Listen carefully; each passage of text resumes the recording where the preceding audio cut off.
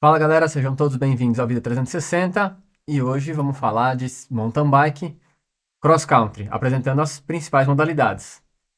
Vamos nessa? Antes de começar, queria pedir para vocês se inscreverem no canal, ativarem a notificação, compartilhar com a galera e não se esquecer de deixar aquele like que fortalece muito a gente. É Isso aí, isso? bora? Vamos lá, mais uma.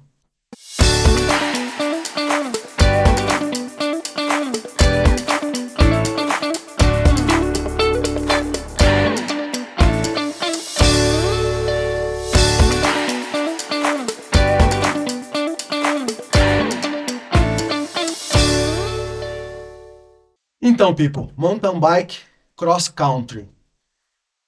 Como é que funciona isso? Que tipo de bike, de modalidade de corrida é essa cross country? Tá, a gente vai falar aqui das quatro principais modalidades, tá? Tem um monte, você vai Uhum. colocar aqui, ó, né? A gente vai passar todas que tem, mas a gente vai falar das quatro mais conhecidas. São XCM, XCE, XCC e XCO. XCO. O que que é isso, né? Então, XCM é a primeira que a gente vai falar. Sempre que você ouvir falar de XC, É cross country. cross country. É. Aí a última letra é a modalidade. XCM, maratona. Tá? E por que cross country, maratona? Só para a gente pontuar aqui, as bicicletas usadas são muito parecidas. Elas têm pequenas diferenças de configuração, às vezes de relação de marcha. é, Enfim, às vezes uma vai usar canote retrátil e a outra não. O que que é o canote retrátil? Né? Que é sempre uma dúvida, porque é algo realmente novo. O canote é a peça que liga ali o quadro ao selim, onde a gente prende o banco. E hoje as bicicletas de cross-country têm essa possibilidade do uso desse canote, que ele faz o quê? Você aperta um botão, aí com seu próprio peso ele desce, ele vai ficar preso lá embaixo, para você poder fazer trecho de descida, trecho mais técnico, então facilita um pouco a mudança de posição do corpo, para deixar a bicicleta mais estável em descidas mais técnicas. Terminou a descida, vai entrar no trecho que precisa pedalar, aperta o botão, Ele, o canote sobe para a posição que vai te dar a melhor eficiência de pedalada.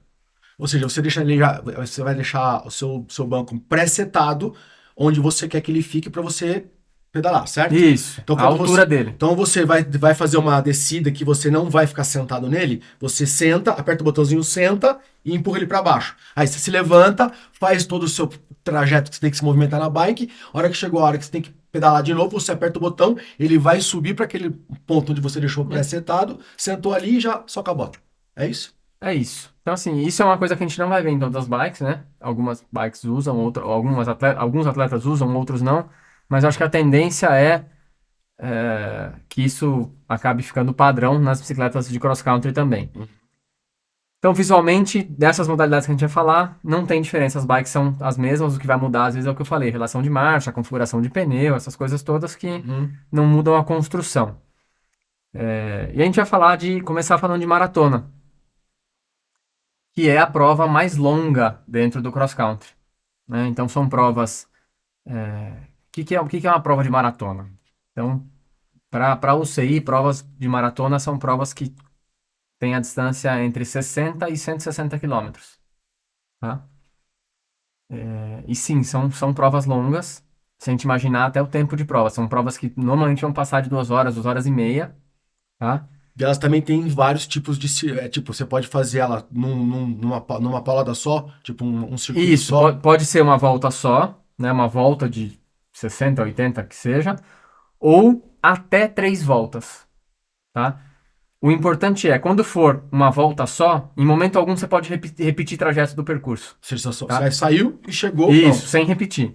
E aí você pode ter esse percurso com 2 voltas ou até 3 voltas, né? E aí Duas de sim, 20 já dá 2 de 20 não, 2 de 30 2 de 30 pelo já menos, dá 60, 3 de 20. Isso, pelo menos isso. Mas vamos supor, tem 3 voltas de 40 quilômetros. Beleza, 120 quilômetros, totalmente aceitável. Uhum.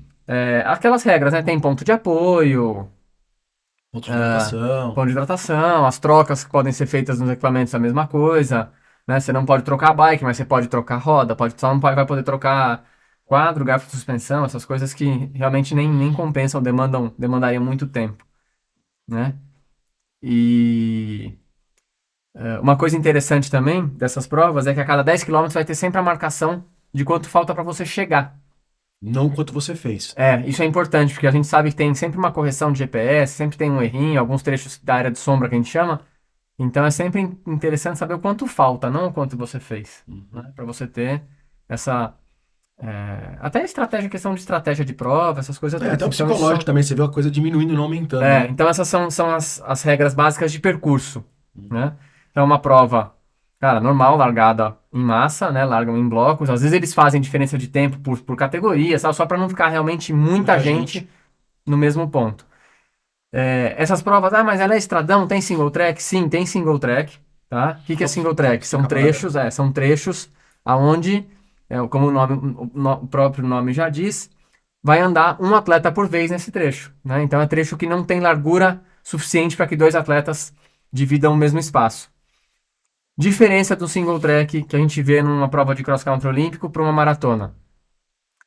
De maratona, tecnicamente, não é tão difícil, mas tem dificuldade, sim. Tem trecho de pedra, tem trechos muito técnicos. Porém, normalmente esses trechos são muito longos. Às vezes sendo maior do que uma volta num percurso de cross-country olímpico.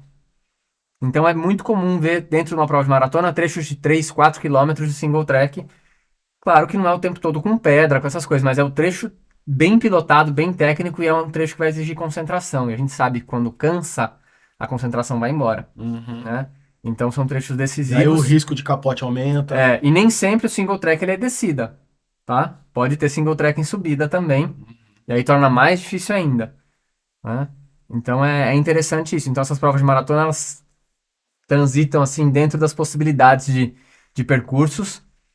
E, cara, é uma prova bem legal. Sem dúvida pra gente é uma prova de muito prestígio, porque a gente tem um atleta aí um pouquinho conhecido, né? O Henrique Avancini, é bicampeão mundial de cross-country maratona, 2018 e 2023, ou seja, ele é o atual campeão mundial. E como ele aposentou no auge, né? Aposentou no auge. Sabe que ele encerrou a carreira. É um baita embaixador do rolê, né? Ele é um cara que mudou e com certeza ainda vai continuar nesse processo de mudança. E a hora que a gente for falar de XCO, eu vou voltar a falar dele, pelos feitos dele no cross-country olímpico. Então, maratona é a prova de maior duração, né? Dentro do mundo do cross-country, provas aí, normalmente provas de 3 horas, tá? É muito tempo para mountain bike. Para quem já andou, para quem anda de mountain bike, na intensidade que eles andam É exaustivo, né? É muito tempo, Vamos para a próxima? Vamos. Vamos falar de XCE, provas de eliminação, tá? Essa prova tem algumas características interessantes, principalmente de atletas. Você não vai ver um atleta de XCM num XCE. Por quê? Porque aqui é uma prova totalmente explosiva. São provas mais curtas, né? Muito curtas. Percursos de 500 metros a 1 quilômetro, né? Tudo bem que compreende um número de voltas, mas mesmo assim a gente está saindo de uma prova de 3 horas para cair para uma prova aí de 10 minutos. Tá? Mais ou menos isso. Então, 10 minutos na paulada, né? Exato. São baterias, tá? A eliminação não elimina por volta, elimina por bateria, então largam lá. Depende um pouco do formato do evento. 4 atletas, 6 atletas por bateria. E aí existe a forma de classificação. Vamos classificar os 2 primeiros, os 3 primeiros. Depende um pouco do formato do evento, do número de inscritos. Chegou por último, vazou. Se você chegou por último, você tá fora. E não é por volta que elimina. Tá? Elimina por bateria mesmo. Então são 7 voltas? Tem que terminar 7. Tem que terminar 7. Eu acho que isso é de acordo com o evento. Mas, por exemplo, se você tomar a volta, aí você tá eliminado. Então, vamos supor, durante a sua volta você me passou. Aí a hora que eu chegar na linha, o fiscal vai falar para eu parar. Você já porque eu já tomei uma volta. Tá? A intensidade altíssima, claro. Esses percursos, normalmente eles têm obstáculos naturais e artificiais, tá? Por exemplo, aqueles paredões que a gente vê de madeira, e eles são muito usados nas curvas mais acentuadas para que a prova não perca velocidade. Então, às vezes tem uma curva 180, que seria uma curva no cone, eles colocam uma parede para o atleta ter mais fluidez e também para trazer mais emoção, né? Às vezes um atleta faz por cima, um faz por baixo. Lembrando que essas provas mais curtas, normalmente as distâncias que abrem de um atleta para outro são pequenas, então sempre tem disputa até o final. Uns ralizinhos legal, né? E disputa por espaço. Então os atletas se arriscam mais, tem mais tombos, os atletas se enroscam mais. Tem mais embate de corpo, né? É um percurso que atende também áreas urbanas, então você vê muito trecho dessa escada, passando por, às vezes, por partes turísticas. Eu acompanhei uma etapa da Copa do Mundo aqui no Brasil, em Congonhas, lá em Minas, e, cara, na praça central da cidade, passava do lado da igreja, no ponto turístico mesmo. Lá tinha muito paralelepípedo, era uma prova bem chata, vamos dizer, né? Assim, nesse ponto. E é uma prova muito rápida. Então, com essas características, existem atletas específicos para esse tipo de prova. As modalidades vão sendo criadas e os atletas vão treinando, entendendo sua característica e indo para esse tipo de prova. No feminino, a gente tem atletas boas de XCE hoje no Brasil. Atletas que figuram aí, fizeram até pódio em etapa de Copa do Mundo. Então, são atletas com uma representação boa e você percebe que é um biotipo diferente mesmo. Atletas mais fortes. Corpo inteiro mais forte. Tem mais perna, mais braço, tudo. Tudo mais. Mais desenvolvido, né? Trabalhado para 10 minutos de intensidade. Legal. E é uma prova legal. Várias baterias, né? Então o atleta entra várias vezes na pista. Isso também vai cansando. Desde que ele não tenha sido eliminado. Exato. Se ele não for eliminado, ele volta até a bateria final. Prova masculina e feminina. Eu acho que quando a gente acompanhou, faz as eliminatórias masculino, do feminino, aí depois vem quartas de final do feminino, quartas masculino, semifinal e final. Sempre intercalando para poder dar o intervalo, um pouco de descanso, né? Os caras também estão... Mas é uma intensidade alta. É legal, a gente vai voltar a falar esse nome eliminação quando a gente falar de ciclismo de pista. Lá sim é um formato diferente. Lá elimina, durante a prova vai eliminando. Lá é meio que uma eliminação, resta um. E é um formato legal, porque tá no velódromo, tá? Então vocês vão voltar a ouvir esse nome ainda aqui quando a gente estiver falando de ciclismo de pista. Agora a gente vai para um outro perfil de prova, que hoje ficou muito mais conhecido por fazer parte das etapas de Copa do Mundo de cross country. Então eles implementaram... Então eles implementaram nessa Copa do Mundo de cross country olímpico, eles implementaram o short track, que é o XCC. O que é o short track? Provas de curta duração, entre 20 e 30 minutos, percurso de até 2 km. Tá? Aqui sim, os atletas de cross-country olímpico participam, acho que praticamente todos os eventos. Deixa eu fazer uma pergunta aqui. O cross-country olímpico, a gente vai entrar nele, tá? Mas como a gente já puxou que esse aí na Copa do Mundo, ele é um classificador, né? O cara que faz o cross-country, o short track, ele escolhe a classificação no Olímpico. Esse cross-country olímpico, ele não acontece só nas Olimpíadas, né? Ele é uma modalidade que acontece fora das Olimpíadas. Isso, ele só chama cross-country olímpico. Chama cross-country olímpico. Isso, certo. Pelo formato que ele tem. Perfeito. Tá? Então, isso que o Edu falou é exatamente isso. Hoje, nas etapas de Copa do Mundo, para tornar o evento, acho que mais atrativo, como está acontecendo em algumas outras modalidades, acho que tudo que acontece em outras modalidades e mostra a possibilidade de engrandecer o evento, vale a pena. A gente viu isso já há alguns anos na Fórmula 1, fazendo em algumas etapas corrida no sábado. E hoje a gente tem isso também nas corridas de moto. A MotoGP faz provas no sábado em todas as etapas, tá? Coisas que na Fórmula 1 não acontecem, acho que ainda. Enriqueceu o evento, né? Exato. Então você traz mais disputa, mais público, você torna um evento mais legal. Um paralelo que a gente pode fazer são as provas de maratona que estão acontecendo agora, maratona de corrida, que eles estão separando 42 km num dia, 21 no outro, 5 no outro, eles estão tentando algumas provas eles estão tornando o evento maior, né? Antes era só 42. Dando mais dias de evento, né? Não, e até o próprio evento. Às vezes tem evento de 42 que dentro desse evento tem o 21 e tem o 10. Então você traz pessoas do 10 para correr. Assim, isso está acontecendo e eles estão tirando do mesmo dia, porque isso acontecia no mesmo dia. O que eles estão fazendo? Eles estão dividindo os dias para dar mais volume. Até para trazer mais atleta, abrir mais oportunidade. É legal isso aí. Legal. Então acontece hoje nessa etapa de Copa do Mundo. Na sexta-feira acontece o short track. Os 40 melhores ranqueados da Copa do Mundo, né? Porque o ranking da Copa do Mundo não é o ranking de XCO da UCI, ele é um ranking da Copa. Os 40 melhores do ranking, aí sim, na primeira etapa é pelo ranking da UCI, né? Ainda ninguém pontuou a Copa do Mundo no ano, depois é pelo ranking da Copa do Mundo. Os 40 melhores têm direito a participar do short track. E aí, a sua classificação no short track é a sua opção de escolha da onde você vai largar. Então, no domingo largam filas de 8. Se você ficou de primeira a oitava, você vai largar na primeira fila. Aí você só vai ser, depende da sua posição. Fui oitavo, eu sou o último a escolher a minha linha de largada. Ah, fui 13º, então a segunda fila, e eu vou ser o sexto a escolher na minha posição. Exatamente. Lá no começo dessa implementação, eu acho que escolhia... Você só tinha direito a escolher a primeira fila, depois era pelo ranking.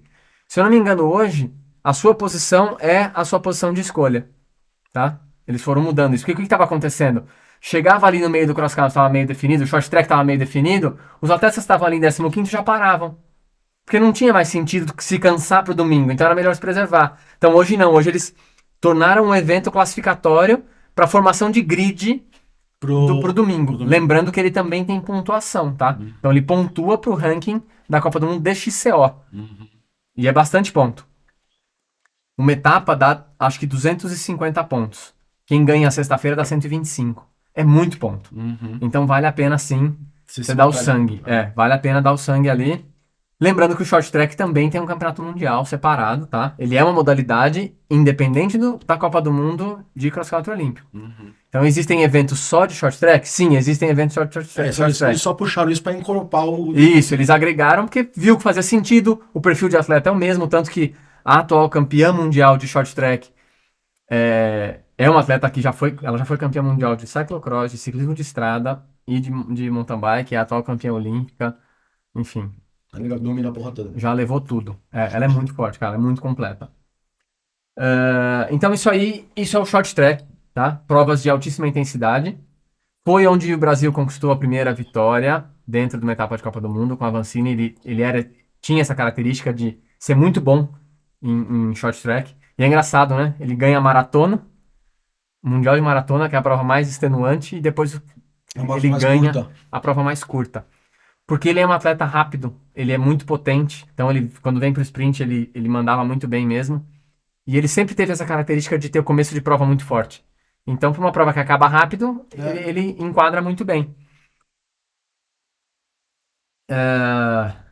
Agora vamos para a última e principal. O famoso cross country olímpico. Aqui o famoso cross country olímpico. Uma prova que teve mudança ao longo do tempo aí para atender um formato, atender também uma questão de TV e tornar mais interessante. Então, hoje as provas de cross country olímpico, elas têm duração entre 1h20 e 1h40, tá? Isso falando em etapas de Copa do Mundo, né? Depende da classe da categoria de evento, vai... E o fato de chamar cross country olímpico ele também acontece nos Jogos Olímpicos, né? Essa modalidade, ela tá... Essa é a modalidade que acontece nas Olimpíadas do mountain bike. Hoje só o XCO acontece, só o cross country olímpico tá nas Olimpíadas.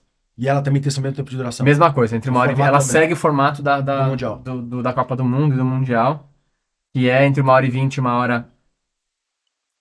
1h40 de duração. Vou buscar mais informação aqui, que agora eu esqueci, mas já vou pegar para vocês, que é o percurso. Ele é de 3,5 a 6 km, tá? E aí você vai fazer a contagem de voltas para que se enquadre dentro do tempo. E é nessa que o Avancini é bicampeão? Não, ele é bicampeão mundial de maratona. De maratona. Aqui, mas como que você determina o número de voltas? No dia que os atletas estão fazendo reconhecimento de percurso, algum dos comissários da UCI vai pegar algum atleta que vai fazer essa volta mais na pegada, uma volta só, e ele vai ter uma ideia de quanto tempo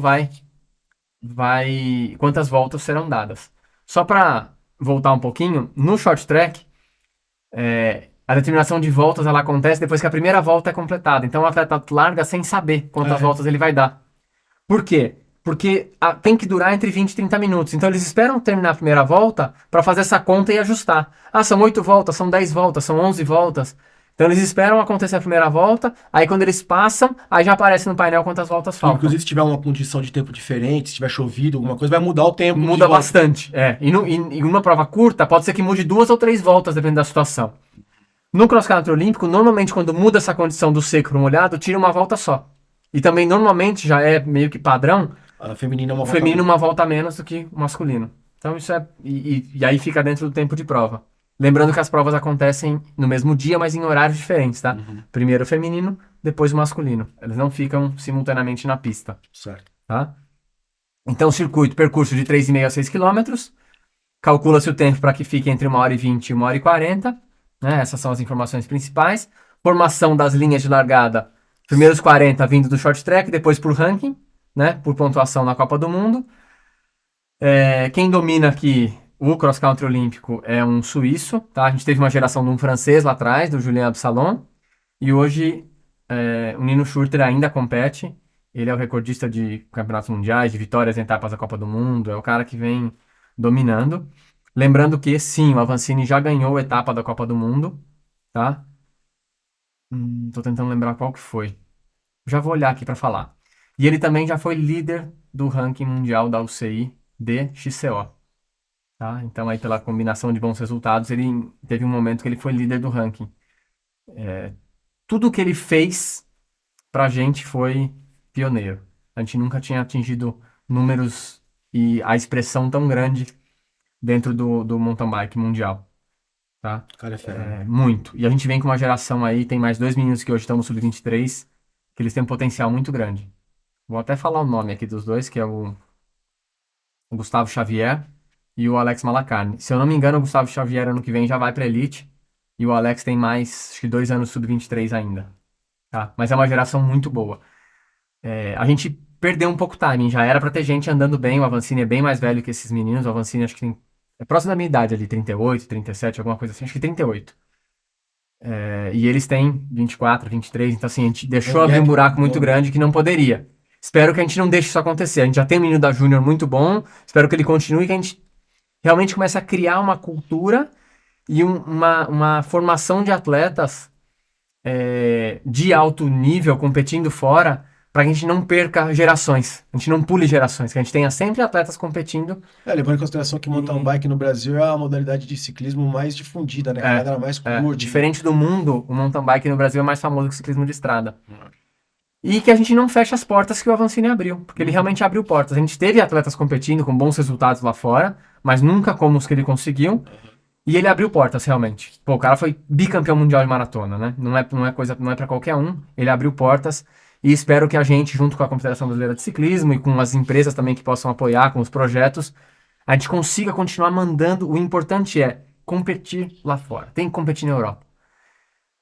Mas tem mais um grande feito do Avancini que a gente tem que ressaltar aqui.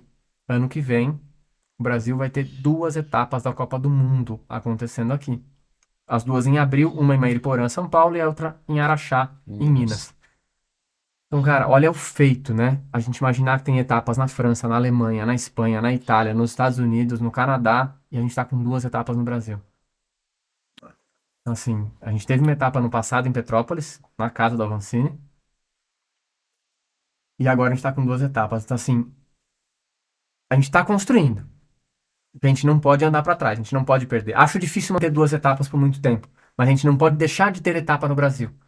Porque a chance de outros brasileiros competirem e sentirem o nível que tá lá É fora. muito difícil você ir pra fora, né? Quando você É difícil. Porque a gente consegue levar pra fora 3 ou 4 atletas, mas é bom quando tá aqui, que aí quem tá começando, a criança que tá ali, ela também se inspira, né? E é traz mais fácil, motivação. é mais fácil de televisionar, é mais fácil de você ter um marketing em cima disso, é mais fácil da galera ter acesso, que não vá pra competir, mas que vá pra assistir. Exato, exato. Lembrando que tem ingresso sendo vendido já pros 3 dias, pros 4 dias de evento, a R$ 300. Cara, não é nenhum absurdo, né? Você tem acesso ao evento por 4 dias, é um valor bem, bem ok, né? Lembrando que tem todos os treinos, você vai ter etapa Júnior, Sub-23 e Elite. Então tem muito evento. No sábado já tem corrida, né? A Júnior e a Sub-23 correm no sábado, masculino e feminino, e só a Elite corre domingo. E na sexta tem short track. Então, final de semana recheado. Dá pra se divertir bastante. Vale a pena. Quem tiver afim, dá uma olhada. Cara, e o XCO, sem dúvida, ele é o chamariz. A gente tem o atual campeão mundial, atual campeão olímpico e mundial. Acho que eu olhei, ele é campeão mundial também. É um atleta vindo do cyclocross, que a gente vai falar aqui. Um atleta que tá correndo ciclismo de estrada, tá? Que é o Tom Pidcock. E também é um corredor de rua fantástico. Eu olhei aqui, acho que ele tem um tempo de 5K para 13 e 15. Porra. É um monstro. 13, sei lá, 13 alguma coisa. Depois eu posso até olhar, mas é um absurdo. Ele nada também não? Ele vai pro... Não vai. Pra tranquilidade dos triatletas, ele não vai nadar. Mas é um absurdo. É um absurdo o que ele é atleta, né? A gente tem alguns outros que competem também no ciclismo de estrada, no cyclocross e mountain bike, que é o Mathieu Van Der Poel. Já foi campeão. Já ganhou etapa de Copa do Mundo, acho que nunca foi campeão mundial. Ele é atual campeão mundial de ciclismo de estrada. Então, esses atletas do cyclocross, eles bagunçam o ciclismo de forma geral, porque muitos do cyclocross estão no ciclismo de estrada, andando bem, e alguns ainda vêm para o mountain bike e também dão trabalho. É legal ver essa transição e os atletas performando bem em modalidades totalmente diferentes, tempos diferentes, tudo, tudo. É muito legal ver É isso. massa, né? É bem legal ver esse intercâmbio aí de atletas entre as modalidades. Não. Copa do Mundo de XCO, para quem quiser acompanhar, os eventos, acho que Júnior e Sub-23 estão passando no canal da UCI, os outros, eles estão com os direitos com a GCN, que é a Global Cycling Network, tá? Que é um canal, tem aplicativo pago, Discovery Sports, e aí precisa dar uma olhada se a gente tem algum nosso regional. Eu acho que tem, mas eu não vou saber dizer. Mas os dois principais são esses, tá? Então, para quem quiser acompanhar, esses são os canais para acompanhar. E aí você vai poder acompanhar short track na sexta e cross country olímpico no domingo. Só O que lembrando que mais assim, a gente está falando temos? de 4 modalidades que são as principais dentro do cross country, mas existe mais algumas. E eu vou deixar aqui passar aqui no CG para a gente ver Já falei cada uma delas. lá A gente no falou começo do no vídeo, já começo, eu falei. vou falar de novo, né? Ah, mais algumas coisas que a gente vai fazer que são legais. A gente vai deixar uma foto, né, de uma bicicleta Tipo, agora, uma foto de uma bike de cross country pra galera entender o que que é. A gente vai ver, lógico que eu vou puxar sardinha pro nosso lado, eu quero ver se eu acho uma bike que foi do Avancini, né, pra legal. gente colocar, que tem a pintura, né, do Brasil, que é bem legal. Vamos ver se eu acho a foto dela em boa resolução. E que mais que a gente que a gente ia colocar de imagem? Eu não lembro se tinha mais alguma coisa que a gente tinha pensado em colocar de imagem. Acho Eu que acho que não. é só isso. Acho que era só isso, né? Galera, então é isso. Estão apresentadas as 4 principais modalidades do mountain bike cross country. A gente volta no próximo programa. A gente vai voltar ainda falando de mountain bike, falando de downhill, forex e enduro, que é um mundo um pouquinho diferente, mas é legal também de acompanhar. E aí eu queria já pedir, se você chegou até aqui no vídeo e você gostou, então não esquece de deixar aquele like, se inscrever no canal, ativar a notificação, compartilhar com os amigos e o que tem que Cara, deixar? deixa comentário, comenta, fala se vocês gostaram, se vocês não gostaram, se vocês conhecem essas modalidades, se vocês já praticam essas modalidades, né? Se não pratica, se tem vontade.